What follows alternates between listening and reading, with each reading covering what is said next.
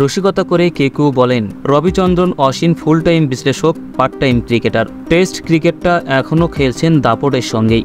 চেন্নাই টেস্টের স্বাগতিক দলের মান বাঁচিয়েছেন 38 বছর বয়সী এই ব্যাটার। তবে ব্যাট হাতে দানবীয় হয়ে ওঠার আগেই বলেছিলেন বাংলাদেশ এখন আর ছোট দল নয়। ঠিক যেন মিষ্টি কথায় মন গলিয়ে বাংলাদেশকে ভোগালেন অশ্বিন। ম্যাচ শুরুর আগে দেওয়া এক সাক্ষাৎকারে অশ্বিন তুলে ধরেন পাকিস্তানের বিপক্ষে বাংলাদেশের 2-0 ব্যবধানে জয়ের কথা।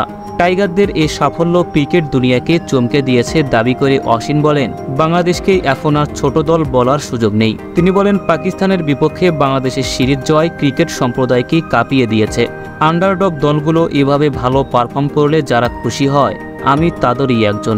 তবে এখন আর বাংলাদেশকে ছোট দল বলা যাবে না। তারা দারুণ কিছু ক্রিকেট খেলে দেখিয়েছে। সর্বশেষ যখন বাংলাদেশ সফরে গিয়েছিলাম তখনও আমাদের চ্যালেঞ্জের মুখে ফেলেছিল। ভালো একটি সিরিজের জন্য মুখিয়ে আছি।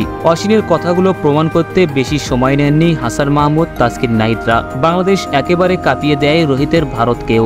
তবে সেই অশ্বিনের ব্যাটে ভর করেই ভারত ঘুরে দাঁড়ায়।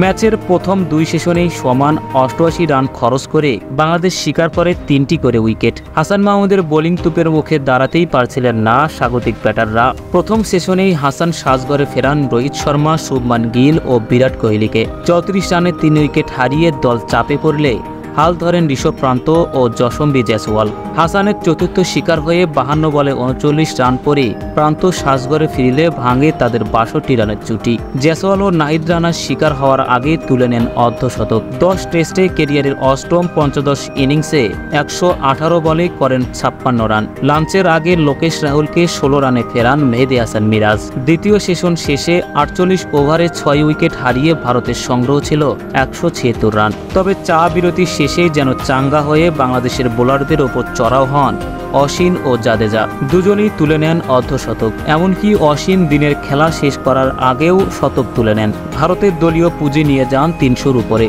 6 উইকেটে 339 রানে টেস্ট ক্যারিয়ারের শতক তুলে নিয়ে অশ্বিন অপরাজিত 102 রানে। 4টি 4 ও 2টি ছক্কার সাহায্যে 108 বলে ব্যক্তিগত সেঞ্চুরি পূরণ করেন এই ডানহাতি ব্যাটার। অন্য প্রান্তে রবীন্দ্র জাদেজা অপরাজিত 86 রানে। এ দুজনের অনবদ্য 195 রানের জুটিতে ভর করেই খাদের কিনারে থাকা ভারত এখন চালকের আসনে।